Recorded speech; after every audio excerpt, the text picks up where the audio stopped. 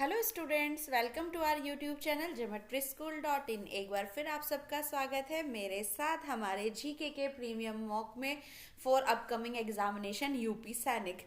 So student, start करते हैं आज का मॉक टेस्ट नंबर 6, जहां मैं आपको अगेन 50 इंपॉर्टेंट क्वेश्चंस कराने वाली हूं from static GK and general science. Most of the questions हम डिस्कस करेंगे जनरल साइंस के, क्योंकि यहाँ पर 50 क्वेश्चंस में से अप्रोक्स 15 to 20 क्वेश्चन साइंस से भी पूछे जाते हैं। तो ये टेस्ट यहाँ पर यूजफुल होने वाला है 6th और 7th के लिए।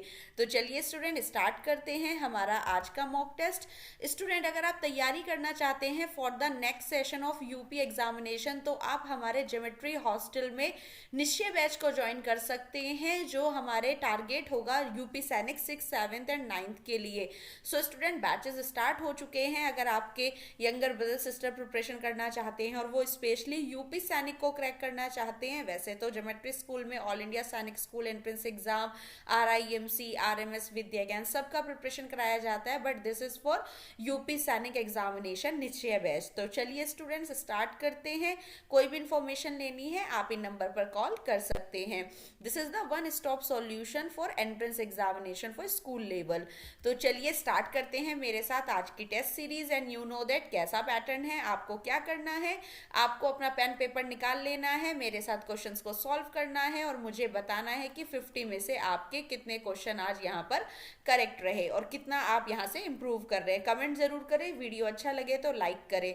तो देखते हैं आज का first question. A group of stars is called. Stars के समूह को क्या कहा जाता है? बहुत अच्छे से पता होगा आपको।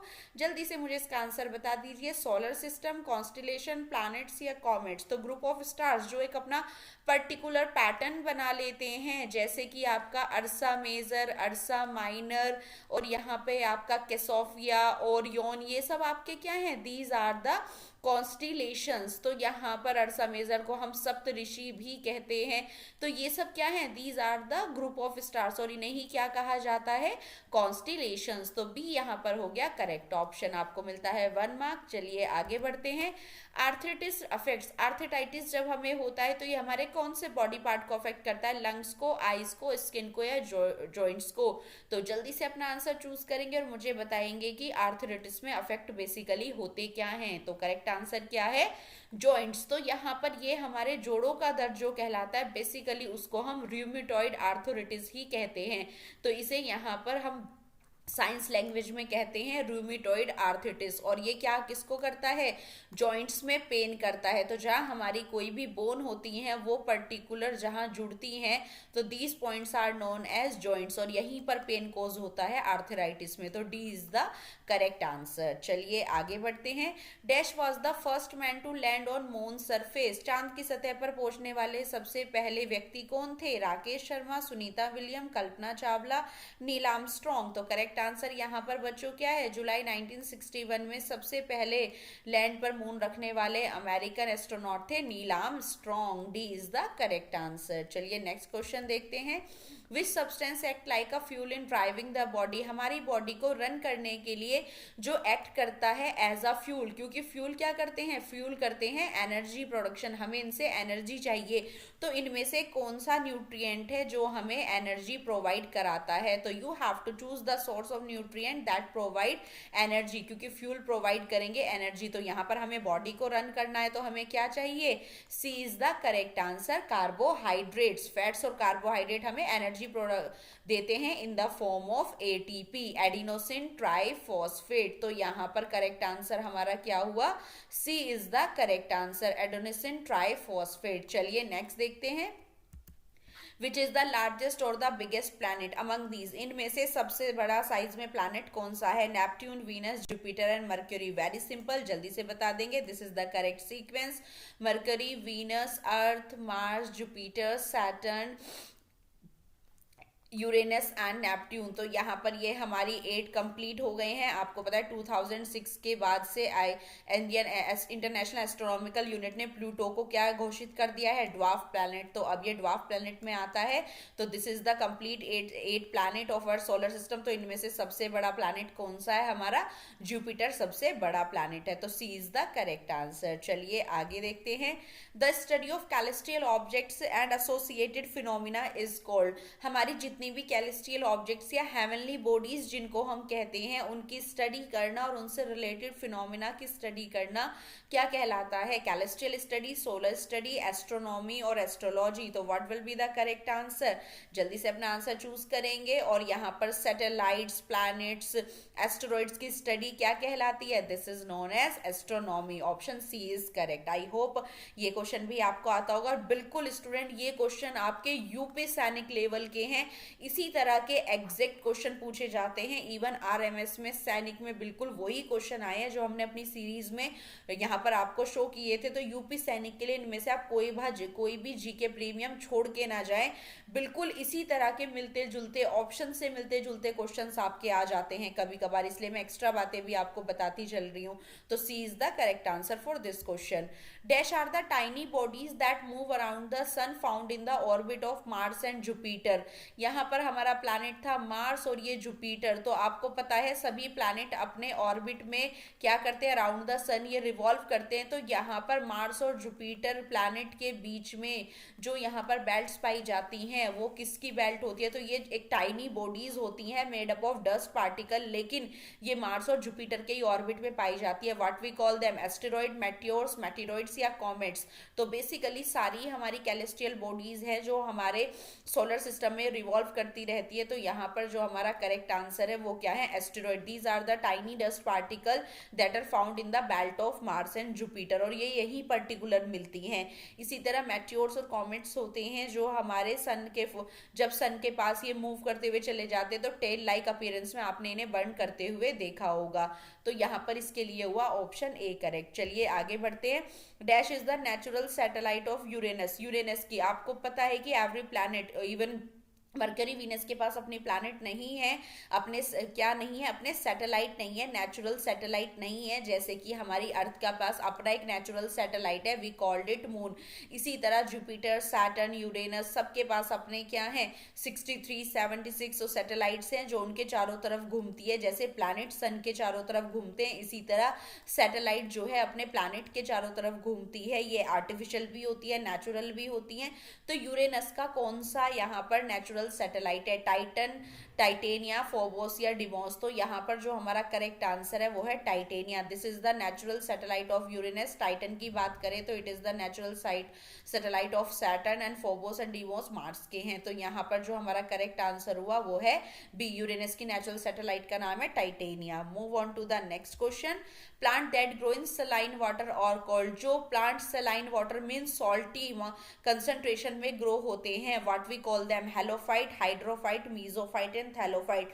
तो जो ज्यादा हाई कंसंट्रेट, जहां पर सॉल्ट की हाई कंसंट्रेशन होते हैं, जो वहां पर ग्रो होते हैं, उन प्लांट्स को क्या कहा जाता है? तो generally they are known as halophytes. उन्हें हम हेलोफाइट्स भी कहते हैं। A is the correct answer. इस तरह का क्वेश्चन आरएमएस यूपी सैनिक में बच्चों बहुत पूछा जाता है। The tiny pores in the leaves are known as. UP सैनिक 6 के लिए आप इस क्वेश्चन को प्रिपेयर कर सकते हैं। जो लीफ के अंदर टाइनी पोर्स प्रेजेंट होते हैं for the exchange of gases O2 और CO2, ये टाइनी पोर्स क्या कहलाते हैं? Cortex, medulla, testa, stomata. तो what will be the correct answer for this question? तो जल्दी से बताएंगे क्या हो सकता है इसका करेक्ट आंसर? तो these tiny pores that are used in the exchange of gases known as stomata. तो टाइनी पोर्स को पत्तियों में हम क्या भी कहते हैं? स्टोमेटा। चलिए आगे देखते हैं। Which of the following things are required for germination of seeds. आपको पता है कि जब आप किसी भी सीड को सो कर देते हैं इनटू द ग्राउंड तो इसको फेवरेबल कंडीशन मिलने पर ये ग्रो हो जाता है, जिससे अराइज होती है एक छोटा सा प्लांट जिसे सीडलिंग कहा जाता है।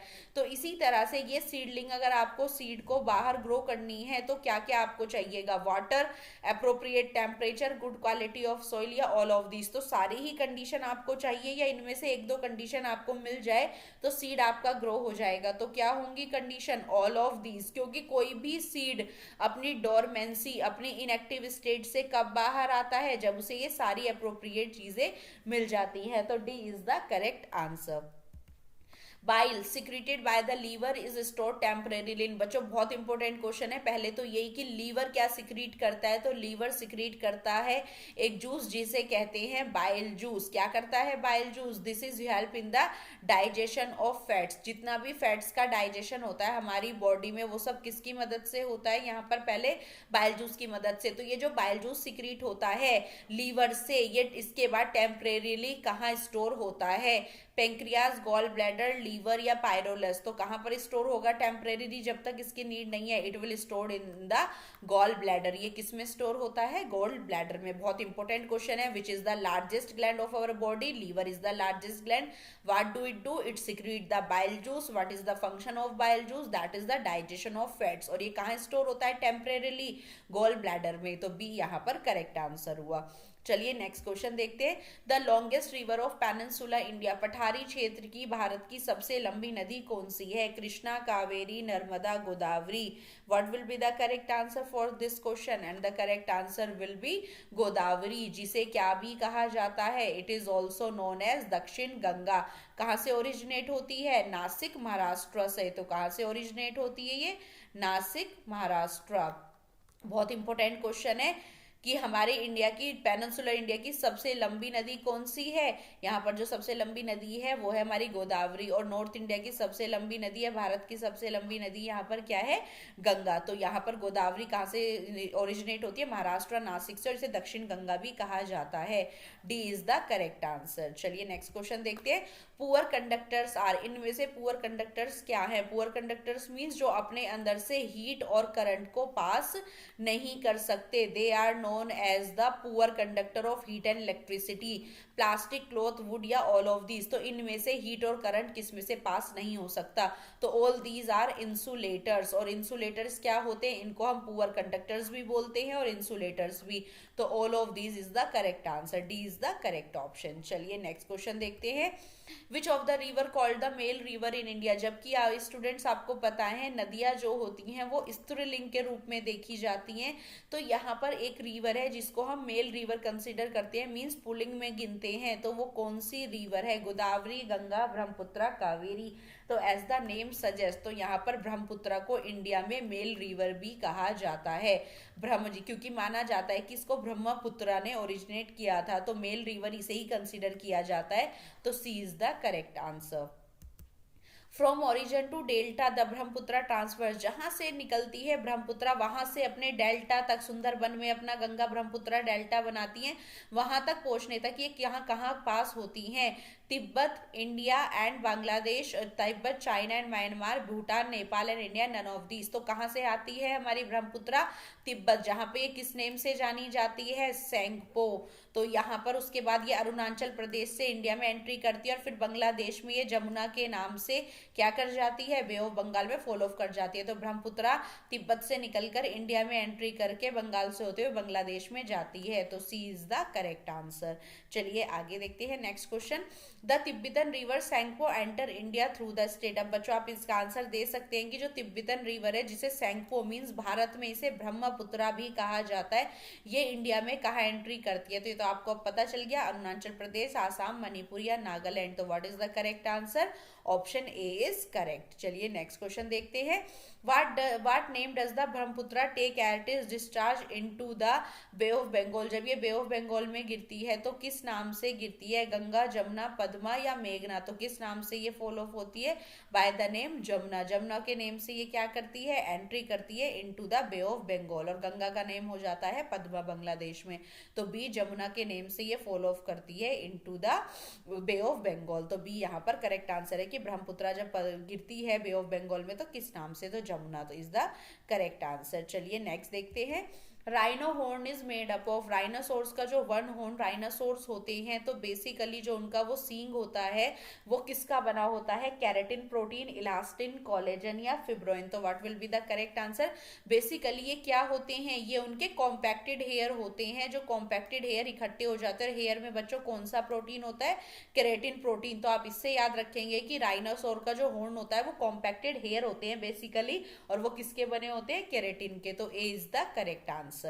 चलिए नेक्स्ट क्वेश्चन देखते हैं। Nilgiris biosphere reserve is located in, Nilgiris biosphere reserve कौन से राज्य में है? मध्य प्रदेश, तमिलनाडु, उड़ीसा, उत्तराखंड। तो what will be the correct answer? Nilgiri पहाड़ियां कहाँ है? तमिलनाडु में। तो ये बायोस्फीयर रिजर्व कहाँ है? B option, Tamil Nadu. तो चलिए आई होप अभी तक आपके बहुत सारे क्वेश्चन ठीक होंगे। आगे बढ़ते हैं। Kanha national park is in Rajasthan, Madhya Pradesh, Orissa, west Bengal. What will be the correct answer student? जल्दी से अपना आंसर चूज करेंगे और बताएंगे कान्हा नेशनल पार्क कहाँ है। It is in Madhya Pradesh. B is the correct answer. I hope आपका भी ये क्वेश्चन बिल्कुल करेक्ट होगा। चलिए नेक्स्ट क्वेश्चन देखते हैं। The study of earthquake and the movement of waves through earth, earthquake की स्टडी और जो मूवमेंट होता है वेव्स का due to the collision of the tectonic plate. तो बेसिकली जो अर्थक्वेक की स्टडी है वो क्या कहलाती है? सेस्मिक स्टडी, अर्थोलॉजी, सेस्मोलॉजी, या यहाँ पर इसको एंथ्रोपोलॉजी कहा जाता है। तो जो टेक्टोनिक प्लेट्स होती हैं आपस में कोलाइड करती हैं, जिसकी वजह से क्या जनरेट होती है? Seismic waves. तो ये सेस्मिक वेव्स की स्टडी क्या कहलाएगी बच्चों? सेस्मोलॉजी। तो अर्थक्वेक की स्टडी बेसिकली क्या कहलाती है? सेस्मोलॉजी। तो C is the correct answer. चलिए नेक्स्ट देखते हैं। Which of the following is outer planet, इनमें से आउटर प्लैनेट कौन सा है? मर्क्यूरी, वीनस, अर्थ, मार्स, जुपिटर, सैटर्न, यूरेनस, नेपटून। तो ये हमारे प्लैनेट्स हैं। तो आपको पता है, अभी मैंने आपको बताया था, मार्स और जुपिटर के बीच में एस्टेरॉइड्स की बेल्ट पाई जाती है। तो उससे अंदर अंदर के ये हमारे टेरेस्ट्रियल प्लैनेट्स कहलाते हैं, या हम इन्हें इनर प्लैनेट्स भी बोलते हैं। जुपिटर से लेके ये हमारे जोवियन प्लैनेट्स और द आउटर प्लैनेट्स कहलाते हैं। तो सबसे पहला इनमें से आउटर प्लैनेट कौन सा हो गया? क्योंकि ये तो इनर की कैटेगरी में आ गए यहाँ पर, तो यहाँ पर जुपिटर हमारा क्या हुआ? Outer planet. तो B is the correct answer. How many pair of leg does a cockroach have? Basically जो इंसेक्ट्स होते हैं उनके 6 लेग्स होते हैं। तो यहाँ पर कितने का पेयर होता है? तो यहाँ पर हम कॉकरोच की बात कर रहे हैं। It is a insect. तो इंसेक्ट का क्या होता है pair? It has a pair of 3 legs, क्योंकि इंसेक्ट्स के जनरली 6 लेग्स होते हैं। तो B is the correct answer. और 6 legged animals are known as insects. तो B is the correct answer. So student, अगर आप प्रिपरेशन करना चाहते हैं with geometry school with the hostel facility, अगर आप हॉस्टल में रह के तैयारी करना चाहते हैं तो यहाँ पर हमारे बैचेस स्टार्ट हो चुके हैं। टारगेट बैच फॉर RIMC, और यहाँ पर कर्तव्य बैच फॉर ऑल इंडिया सैनिक स्कूल एंट्रेंस एग्जाम एंड सफलता batch for RMS। Student 25 seats available है। जल्दी से अपने पेरेंट्स के साथ आए, हॉस्टल को विजिट करें। और यहाँ पर बच्चे जो लास्ट ईयर तैयारी कर रहे थे, बहुत अच्छा स्कोर वो ला रहे हैं। अब उनके रिजल्ट डिक्लेयर हो जाएंगे, तब आपके सामने हम शो करेंगे कि किस तरह का रिजल्ट ज्योमेट्री स्कूल का रहा है। अभी तक तो बच्चे बहुत अच्छे अपने मार्क्स बता रहे हैं। तो अगर आप भी तैयारी करना चाहते हैं with the one stop solution that is geometry school, तो अपने पेरेंट्स के साथ हॉस्टल को जरूर विजिट करें, और वीडियो अच्छा लगे तो लाइक करें। स्टूडेंट, अगर हॉस्टल की हम बात करें तो यहाँ पर आपको 8 to 5 PM daily classes provide किया जाएगा। डेली हम मिनी मॉक कंडक्ट करते हैं। एवरी संडे एंड थर्सडे आपके महा मॉक कंडक्ट किए जाते हैं। स्टूडेंट, इसी तरह से ग्रुप डिस्कशन, लैब में आपको प्रॉपर यहाँ पर वीडियो शो की जाती हैं। ऑनलाइन आपके क्विजेज ली कराई जाती है। आप स्टूडेंट अगर हॉस्टल में नहीं रहना चाहते तो आप लाइव क्लासेस भी ले सकते हैं। अपने घर रहकर इंटरनेट की मदद से आप ऐप डाउनलोड कर सकते हैं। जो क्लासेस हम यहाँ पर हॉस्टल में प्रोवाइड करते हैं, सेम उन्हीं कोर्सेज के लिए लाइव क्लासेस भी ज्योमेट्री स्कूल प्रोवाइड करता है, जिसमें आप घर रहते ही तैयारी कर सकते हैं। उसके लिए आप हमारी ऐप को इंस्टॉल कर सकते हो, या डायरेक्ट आप वेबसाइट को विजिट कर सकते हो, दैट इज www.geometryschool.in। इस पर आप जाकर आप हमारे फ्री क्विजेज और अपना डेमो भी बुक कर सकते हैं। कोई भी फ्री क्विजेज और वीडियोस को देख सकते हैं और डेमो ले सकते हैं। उसके बाद ही आपको अच्छा लगे तो आप फीस सबमिट करें। ये हमारा हॉस्टल की फैसिलिटी है। सबसे जो मेन यहाँ पर फीचर है वो है अबाउट द फीस। आप यहाँ पर मंथली फीस भी सबमिट कर सकते हैं। आपको स्टार्टिंग में ही कोई बहुत ज़्यादा ह्यूज अमाउंट देने की नीड नहीं है, आप पर मंथ के हिसाब से भी फीस सबमिट कर सकते हैं। अब यहाँ पर हम प्रिपरेशन की बात करें तो RIMC, RMS, सैनिक स्कूल, नवोदय सबकी तैयारी कराई जाती है। For more information you can call on the given number. तो चलिए स्टूडेंट आगे बढ़ते हैं नेक्स्ट क्वेश्चन पर। वीडियो को लाइक जरूर करें, चैनल को सब्सक्राइब कर ले, क्योंकि यहाँ पर सबसे पहले यूपी सैनिक के बाद हम आपको आंसर की भी प्रोवाइड कराएंगे। तो देखते हैं next question. Which of the following में result due to the deficiency of calcium? अगर आपके अंदर डेफिशिएंसी हो जाती है, कमी हो जाती है कैल्शियम की, तो आप किससे अफेक्टेड हो सकते हैं? Tooth decay, bleeding gums, night blindness, या वीक मसल्स। तो what will be the correct answer for this question? तो यहाँ पर जो प्रॉब्लम हो सकती है वो है हमारी टूथ डीके की। कैल्शियम की कमी से हमारे टूथ जो है डैमेज हो जाते हैं, जिसको टूथ डीके कहते हैं। तो यहाँ पर अगर आपके ब्लीडिंग गम्स है तो आपको विटामिन सी की कमी है, जिस कंडीशन को स्कर्वी कहा जाता है। और अगर आपके अंदर नाइट ब्लाइंडनेस है, रतौंधी, तो विटामिन ए की कमी है, जिसको हम नाइट ब्लाइंडनेस बोलते हैं। और मसल्स आपकी प्रोटीन्स की कमी की वजह से वीक हो सकते हैं। तो चलिए नेक्स्ट क्वेश्चन देखते हैं। इसका आंसर हुआ A. Which of the following provide oil, इनसे में से हमें किससे एडिबल ऑयल प्राप्त हो सकता है? वो ऑयल जिसको हम खाने में यूज करते हैं, ग्राउंडनट, मस्टर्ड, सनफ्लावर या ऑल ऑफ दीज। तो यहाँ पर हमारा करेक्ट आंसर क्या है? ऑल ऑफ दीज, क्योंकि इन सब से ही हमें यहाँ पर रिफाइंड ऑयल मिलते हैं। तो D is the correct answer. Next question देखते हैं। Fruits of which of the following is not as used as a spice, किसके फ्रूट्स को हम यहाँ पर एज अ मसालों में यूज नहीं करते हैं? Coriander, ginger, mustard, chili. तो यहाँ पर जो मस्टर्ड है उसके सीड्स हम बेसिकली यूज करते हैं किसके लिए? ऑयल निकालने के लिए, बट इसके फ्लावर को हम यूज नहीं करते हैं एज अ स्पाइस। तो C is the correct answer, क्योंकि आपसे पूछा गया है नॉट। चलिए नेक्स्ट क्वेश्चन देखते हैं। Lactometer is a device to measure the purity of, lactometer basically किसकी प्योरिटी चेक करने के लिए यूज होता है? मिल्क के लिए, ऑयल के लिए, वाटर या पेट्रोल। तो what will be the correct answer? तो बेसिकली जो आपका लैक्टोमीटर होता है, तो लैक्टोमीटर को नेम ही किससे मिला है? लैक्टोज शुगर से। तो ये आपके मिल्क के अंदर लैक्टोज शुगर को चेक करता है कि कितना है उसके अंदर लैक्टोज शुगर, उसी की क्वांटिटी से हम प्योरिटी का पता लगाते हैं। तो lactometer is a device that is used to measure the और just measuring the lactose sugar और the purity of the milk. तो A is the correct answer. RBCs are produced in, student हमारी body में present होती हैं blood cells जिनका नाम है रेड ब्लड सेल। तो ये हमारी बॉडी में बनती कहाँ है? अगर इसका लाइफ स्पैन भी बच्चों कभी कभी पूछ लिया जाता है, 120 डेज इनका लाइफ स्पैन होता है। और ये कहाँ बनती हैं? Heart, bone marrow, bone cells या बॉडी सेल्स। तो what will be the correct answer? तो RBCs are produced in the bone marrow. जो हमारी बोन होती है उनमें से उनके कुछ उनमें हॉलो स्पेस होता है जिसको हम बोन मैरो कहते हैं। तो हमारी बॉडी की कुछ बोन्स में क्या होता है? बोन मैरो होता है, जहां पर आरबीसी बनती है। और अगर एक फीटल की बात करें, जो बेबीज यूट्रस में होते हैं उनकी बनती है उनके लीवर में। तो ये भी आ जाता है कभी कभी कि जो फीटल की आरबीसीज होती है वो कहाँ बनती है? लीवर में बनती है, क्योंकि बच्चों की हड्डियां बाद तक डेवलप होती हैं। बाद में कितना रह जाती है? 206 रह जाती है। स्टार्टिंग में तो 270 तक होती है। तो जब वो बिल्कुल फॉर्म हो जाती है, 206 में मैच्योर हो जाती है, तब उनकी बनने लग जाती है बोन मैरो में। लेकिन जो यूट्रस में बेबीज होते हैं डेवलपमेंट के टाइम पे उनके लीवर में बनती है। तो यहाँ पर हमसे पूछा आरबीसी वैसे बेसिकली बनती कहाँ है? बोन मैरो में। तो B is the correct answer. Kolkata is situated on the bank of river. बच्चों बहुत इंपॉर्टेंट क्वेश्चन है, आरएमएस में आया हुआ है। और इस बार ये जो अभी 8 जनवरी को सैनिक स्कूल का एग्जाम हुआ था उसमें सेम क्वेश्चन आया है बिल्कुल। तो इसको आप मार्क कर लीजिए। कोलकाता कहाँ पर सिचुएटेड है? On the bank of Hooghly river. Next question देखते हैं। B is the correct answer. Hot lava gases as erupted by weak areas और opening in the earth crust leading to this dangerous occurrence। तो जो hot lava gases निकलते हैं acid, वो किससे निकलते हैं? तो ये किसका आंसर है? A volcano. Correct answer is a volcano. तो यहाँ पर हमारा इसका करेक्ट आंसर हुआ वोल्केनो। तो चलिए देखते हैं नेक्स्ट क्वेश्चन।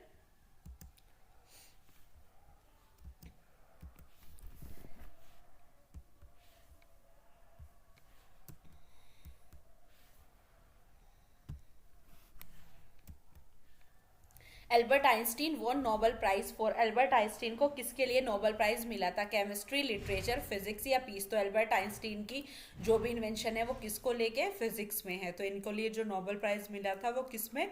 फिजिक्स में।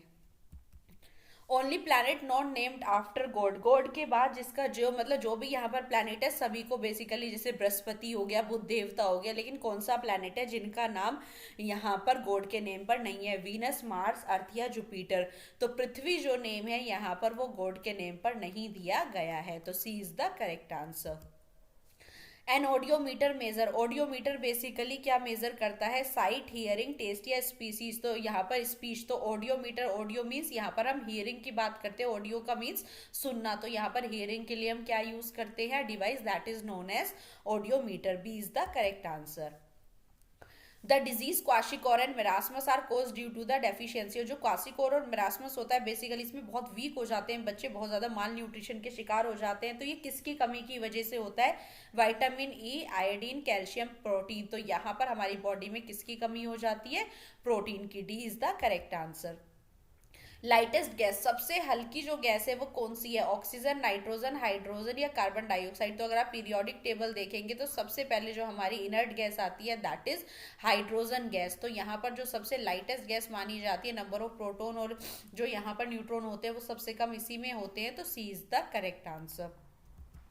Dash is famous scientist who discovered penicillin in 1929, जो बहुत ही फेमस साइंटिस्ट रहे हैं और जिन्होंने सबसे पहली एंटीबायोटिक बनाई थी जिसका नाम था penicillin by using a fungus that is known as penicillium. तो यहाँ पर पेनिसिलिन जो एंटीबायोटिक है वो किसने बनाई है? सर अलेक्जेंडर फ्लेमिंग ने। और बच्चों बहुत ही ज्यादा इंपॉर्टेंट क्वेश्चन है, माइक्रो ऑर्गेनिज्म चैप्टर से आ जाता है कि सबसे पहली दवाई कौन सी थी, एंटीबायोटिक कौन सी थी जो हमारी बॉडी में फॉरेन एंटीजन को किल करती है, बैक्टीरियाज को किल करती है, दैट इज पेनिसिलिन। और किसने बनाई थी? सर अलेक्जेंडर फ्लेमिंग ने। तो A is the correct answer.